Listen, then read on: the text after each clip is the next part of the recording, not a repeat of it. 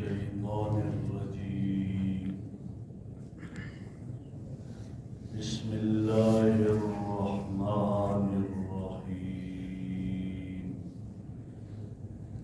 لن تنالوا البر حتى تنفقوا مما تحبون وما تنفقوا من شيء فإن الله به عليم كل الطعام كان حلا لبني إسرائيل إلا ما حرم إسرائيل على نفسه من قبل أن تنزل التوراة قل فأتوا بالتوراة فاتلوها إن كنتم صادقين لن تنالوا البر تم ہرگز حاصل نہیں کر سکتے کامل نیکی حتیٰ تنفقوا مما تحبون یہاں تک کہ تم خرچ کر دو اپنی پسندیدہ چیز وما تنفقوا من شيء اور جو چیز بھی تم اللہ کے راستے میں خرچ کرتے ہو فإن اللہ بہ علیم بے شک اللہ اس کو جانتا ہے کل طعام کان حلا لبنی اسرائیل ہر قسم کے کھانے اور ہر قسم کی خوراک حلال تھی بنی اسرائیل پر الا ما حرم اسرائیل علی نفسی مگر وہ جو حضرت یعقوب علیہ السلام نے اپنے اوپر حرام کر دی من قبل ان تنزل التوراۃ تورات کے اترنے سے پہلے یہ ہوا قل فرما دیجئے فاتوا بالتوراۃ لے کر آؤ تورات کو فتلوہا ان کنتم صادقین اور اس کو پڑھو اگر تم سچے ہو میرے محترم بزرگوں اور دوستوں اس آیت میں اہل ایمان سے خطاب ہے اس سے پہلے والی آیات میں یہ بات گزری تھی کہ کافر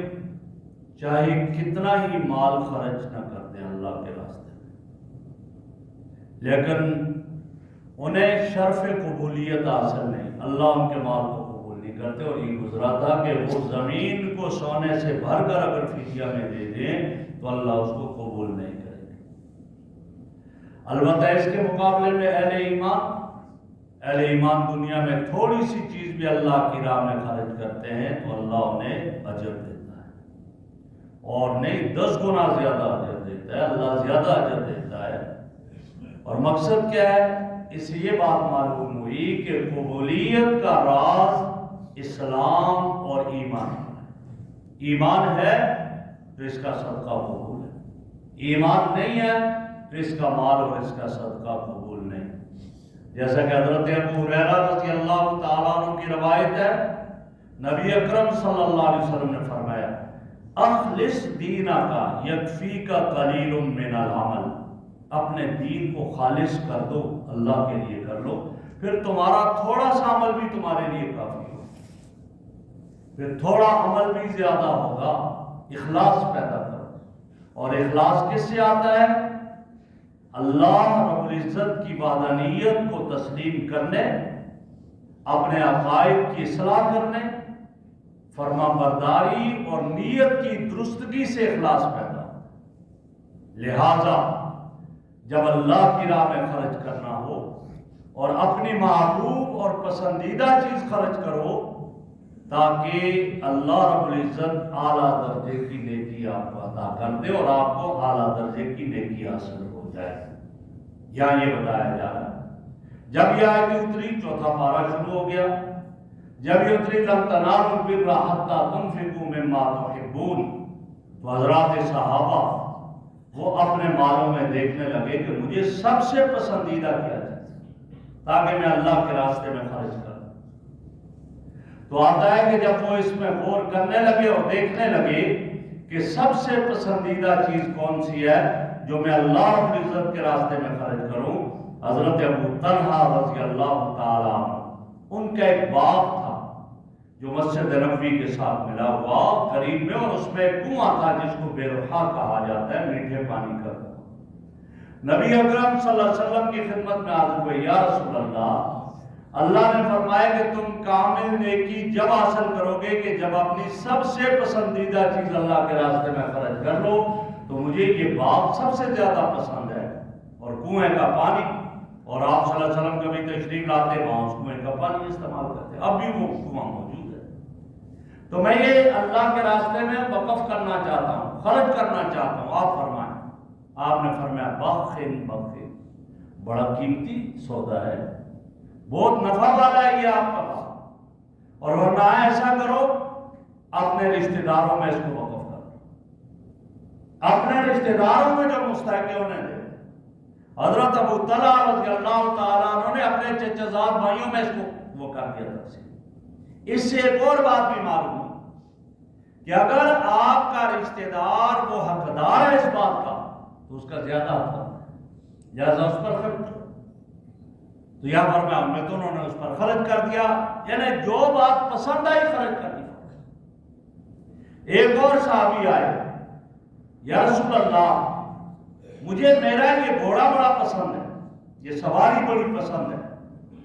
حضرت زید رضی اللہ تعالیٰ عنہ، زید ابن حارثہ رضی اللہ تعالیٰ عنہ، جن کو نبی اکرم صلی اللہ علیہ وسلم نے اپنا منہ بولا بیٹا بنایا، تو اللہ نے فرمایا اپنی پسندیدہ چیز اللہ کے راستے میں خرچ کرو، لہٰذا میں یہ کرنا چاہتا ہوں۔ فرمایا ٹھیک ہے کر دو۔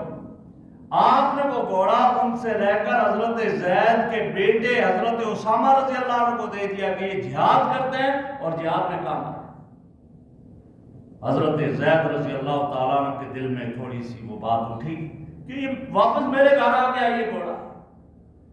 تو آپ صلی اللہ علیہ وسلم فرمایا زید تو نے اللہ کے راستے میں دے دیا، بس قبول ہو گیا ہے، یہ آدمی اس کا حقدار ہے، لہٰذا اس کو میں نے دے دیا کہ یہ جہاد کرے گا اس پر، بس قبول ہو گیا تیرا، تو نے جو اللہ کے راستے میں دے دیا اور قبول ہو گیا۔ یہ کیفیت ہے۔ اور بہت ساری اس کی مثالیں ہیں کہ حضرات صحابہ جو دیکھتے، جو چیز پسند آتی سب سے زیادہ محبوب وہ اللہ کے راستے میں کرتے۔ اور ہمارے یہاں کیا ہوتا ہے، ناراض نہ ہونا، ہمارے یہاں جو جوتی گم ہو جائے، چوری ہو جائے، کہتے چلو یار اللہ کے نام سب کا، ویسے نہیں دینا، جو گم ہوگی چلو یہ اللہ کے نام۔ میں بہت پہلے بھی یہ بات عرض کر چکا ہوں کہ ایک آدمی ایک اللہ والے کے ہاں گیا، یہ اللہ والے جو ہوتے ہیں اولیاء اللہ، یہ اپنے مریدین کی اصلاح کرتے ہوتے ہیں، ان کے ہاں گیا، بڑا وقت گزارا، اور جب جانے لگے تو حضرت کوئی وصیت فرما دیجئے، نصیحت فرما دیجئے۔ فرمایا بھائی جاؤ اور اپنے آپ کو اللہ سے بڑا نہیں سمجھنا۔ ان کا حضرت اپنے آپ کو اللہ سے بڑا سمجھنے والا کافر ہو جاتا ہے، وہ مسلمان تھا۔ کہا بس ٹھیک ہے، بس یہ بات ذہن میں ہے، وہ چلے گئے۔ اب یہ آزمانے لگے، انہوں نے ایک بھیک مانگنے والا بھیج دیا، بیکاری بھیجا، وہ گیا اور کہا اللہ کے نام پر دے دو۔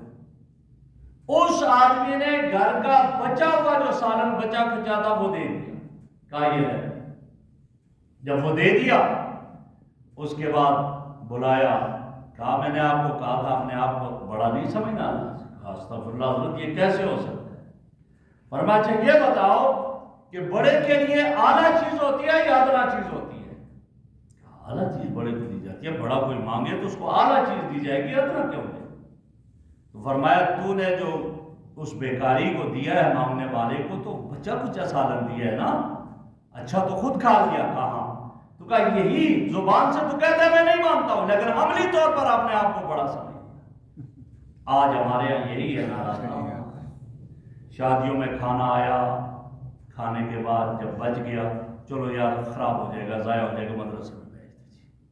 بس یہ ہو جاتا ہے، چلو یار یہ کسی مانگنے والے کو دے دو نا، ان کا بھی خیال اچھی چیز دو۔ ہمارے حضرت مولانا قاضی عبدالرشید صاحب رحمہ اللہ، انہوں نے ایک قصہ سنایا ایک آدمی کا، حیران ہو گئے۔ فرمایا یہ راجن پور کی طرف ایک جگہ پر ایک شادی تھی، اور وہاں کا جو بڑا وڈیرا تھا اس نے مدرسے کے طلباء کی دعوت کی اور بڑے بڑے حضرات کی دعوت کی، MNA MPs تھے وہ بھی آئے، لیکن وہ خود اپنے دوسرے عزیزوں رشتہ داروں کا بھائی تم ان کو ریسیو کرنا، لیکن وہ خود ان طلباء کے انتظار میں کھڑا اور ہاتھ میں ہار لیے ہوئے اور ہر طالب علم کے گلے میں خود ہار ڈالتا تھا اور کہنے لگا بھائی وہ ٹھیک ہے وہ لے آئیں، یہ رسول اللہ کے مہمان ہیں، ان کا استقبال میں خود کر سکتا۔ یہ ہے اصل چیز۔ تو یہاں یہ فرمایا کہ تم عمدہ سے عمدہ چیز جب اللہ کے راستے میں خرچ کرو گے، اللہ رب العزت پھر اسے قبولیت سے نوازیں گے، اللہ پھر بہت کچھ عطا فرمائیں گے۔ اور اگلی آیت فرمایا کل الطعام کان حلا لبنی اسرائیل۔ اس کا شان نزول یہ بیان کیا گیا ہے کہ یہودی یہ کہنے لگے نبی اکرم صلی اللہ علیہ وسلم سے کہ آپ لوگ فرماتے ہیں کہ ہم حضرت ابراہیم کے بالکل قریب ہیں، ہم ابراہیم کے نقش قدم پر چلتے ہیں، آپ کہاں ابراہیم کے نقش قدم پر چلتے ہیں؟ ابراہیم تو اونٹ کا گوشت نہیں کھاتا تھا، اونٹنی کا دودھ استعمال نہیں کرتا تھا، اور آپ اونٹ کا گوشت بھی کھاتے ہیں، اونٹنی کا دودھ بھی استعمال کرتے ہیں، تو آپ کا ملت ابراہیمی پائے۔ بعض روایات میں آتا ہے، اور بعض روایات میں یہ آتا ہے کہ یہودیوں نے نبی اکرم صلی اللہ علیہ وسلم سے سوال کیا کہ اگر آپ اللہ کے نبی ہوئے تو بتا دیں گے کہ وہ یہ ہے کہ یعقوب نے، اسرائیل نے اپنے اوپر کس چیز کو حرام کر دیا۔ اس پر یہ آیت اتری، فرمایا کل طعام کان حلا لبنی اسرائیل۔ بنی اسرائیل حضرت یعقوب علیہ السلام کی اولاد کو بنی اسرائیل کہا جاتا ہے، اور حضرت یعقوب علیہ السلام بیٹے ہیں حضرت اسحاق علیہ السلام کے، اور حضرت اسحاق علیہ السلام بیٹے ہیں حضرت ابراہیم علیہ السلام کے۔ تو یہاں یہ بتا دیا کہ تم یہ کہتے ہو کہ ابراہیم نے اپنے اوپر اونٹ کا گوشت اور اونٹنی کا دودھ حرام کر دیا تھا، حالانکہ تم جھوٹ بولتے ہو، ابراہیم نے کچھ بھی اپنے اوپر حرام نہیں کیا۔ کل طعام کان حلا لبنی اسرائیل، یہ تو وہ کیا بنی اسرائیل کے لیے بھی حلال تھا، وہ بھی سارے کھاتے تھے۔ ہاں ہوا کیا؟ فرمایا ہوا یہ کہ حضرت یعقوب علیہ السلام بیمار ہوئے، انہیں عرق النساء کی بیماری تھی جس کو شقیقہ کہتے ہیں، اور اس کی بہت سخت تکلیف ہوتی ہے۔ تو حدیث میں آتا ہے آپ نے فرمایا کہ انہوں نے نظر مانی اگر اللہ نے مجھے ٹھیک کر دیا تو میں اپنی سب سے مرغوب چیز جو مجھے سب سے زیادہ جس میں رغبت ہوتی ہے، اچھی لگتی ہے، میں اس کو چھوڑ دوں گا، نہیں استعمال کروں گا۔ اللہ نے ٹھیک کر دیا، جب ٹھیک کیا تو ان کو اونٹ کا گوشت اور اونٹنی کا دودھ سب سے زیادہ مرغوب تھا، پسندیدہ تھا، انہوں نے اس کو چھوڑ دیا، حرام کر دیا۔ کہا اللہ نے حرام نہیں کیا، یہ تو انہوں نے خود اس کو چھوڑ دیا۔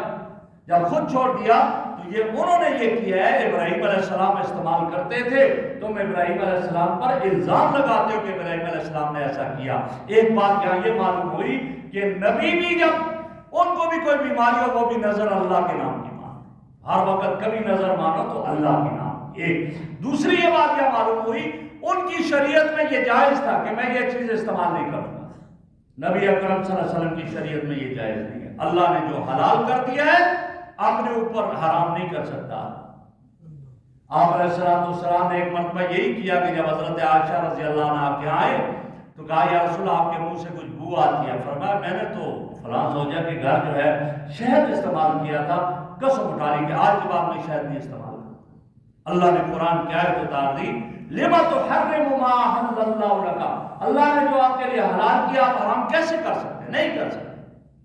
لما تحرم ما احل اللہ لک تبتغی مرضات ازواجک، آپ نے فوراً اس کا کفارہ ادا کیا اور شہد کا استعمال شروع کیا۔ تو پتہ چلا اب اگر کوئی آدمی کسی حلال چیز کو قسم اٹھائے کہ میں نے استعمال کروں گا، اس کے لیے لازمی ہے کہ وہ اس قسم کا کفارہ دے، قسم کو توڑے اور اس کام کو کرے۔ ہاں یہ اگر قسم اٹھاتا ہے کہ میرا یہ کام ہوا، میں 10 رکعت نماز نفل پڑھوں گا، 100 رکعت نفل پڑھوں گا، میں اتنے روزے رکھوں گا، یہ اچھی بات ہے کرے۔ لیکن یہ کہ میرا اگر یہ کام ہو گیا میں فلاں سے بات ہی نہیں کروں گا، ناجائز حرام ہے، اس کو چاہیے اسے بات کرے اور اپنی قسم کو توڑ کر اس کا کفارہ دے۔ ہمارے یہاں کئی دفعہ ایسا ہوتا ہے جی میں نے قسم اٹھا لی جی بس میں نے اب اس سے بات ہی نہیں کرنی۔ نہیں، یہ غلط ہے، یہ ناجائز معصیت کی قسم ہے اور معصیت کی قسم توڑنا لازمی ہے۔ تو یہاں یہ فرمایا گیا کہ یہ حضرت یعقوب نے ایسا کیا تھا، ابراہیم نے نہیں کیا تھا۔ اور حضرت یعقوب کے بعد حضرت موسیٰ علیہ السلام آئے، اس وقت جب حضرت ابراہیم تھے تو تورات اتری نہیں تھی، تورات تو موسیٰ پر اتری، بہت بعد میں اتری، اور تم کیسے کہتے ہو کہ تورات میں یہ حکم آتے؟ لہٰذا فاتو بالتورات لے کر آؤ، اس کو پڑھو، اگر اس میں ہے تم الزام لگاتے ہو، اللہ پر جھوٹ بولتے ہو، یہ نہیں کہا گیا تو اسی کا ذکر ہے۔ فرمایا کل طعام کان حل لبنی اسرائیل، ہر طرح کی خوراک حلال تھی بنی اسرائیل کے لیے، الا ما حرم اسرائیل علی نفسی، مگر وہ جو اسرائیل نے اپنے نفس پر حرام کیا۔ اسرائیل سے مراد حضرت یعقوب علیہ السلام ہے، اور انہیں اسرائیل کیوں کہا گیا؟ اسرا کا معنی ہے اللہ، اور ایل کا معنی ہے، اسرا کا معنی ہے بندہ، اور ایل کا معنی ہے اللہ، اللہ کا بندہ، یہ اس کا معنی ہے۔ اور حضرت یعقوب کا یہ لقب تھا۔ فرمایا انہوں نے یہ اپنے اوپر کیا تھا من قبل ان تنزل التورات، یہ تو تورات کے نازل ہونے سے پہلے تھا، ابراہیم علیہ السلام کے بعد، لیکن تورات کے نازل ہونے سے پہلے۔ قل فاتوا بالتورات فاتلوها، لے کر آؤ تورات کو اور پڑھو، ان کنتم صادقین، اگر تم سچے ہو، اس میں اس کا بالکل ذکر نہیں۔ فمن افترى علی اللہ الکذب، جو اللہ پر جھوٹ بولتا ہے، بعد ذالک، اس کے ظاہر ہو جانے کے بعد کہ یہ اللہ نے حرام نہیں کیا، نہ ابراہیم علیہ السلام پر کیا، ابراہیم علیہ السلام اور یعقوب علیہ السلام میں تو سینکڑوں سال آگے، لہذا نہیں کیا، فاولئک هم الظالمون، تو یہی لوگ فرمایا ظالم ہیں۔ قل، اے محبوب آپ فرما دیجئے، صدق اللہ، اللہ نے سچ فرمایا، فاتبعوا ملت ابراہیم حنیفا، حضرت ابراہیم کی ملت کی اتباع کرو، اور میں بھی اسی کی کر رہا ہوں، حنیفان، جو بالکل سیدھا راستہ ہے، وما کان من المشرکین، اور ابراہیم علیہ السلام مشرکین میں سے نہیں تھے، لہذا ان کا قبلہ وہی ہے جو ہمارا قبلہ ہے، تم بھی ادھر آ جاؤ اور ان کی اتباع کرو۔ اللہ رب العزت ہمیں عمل کی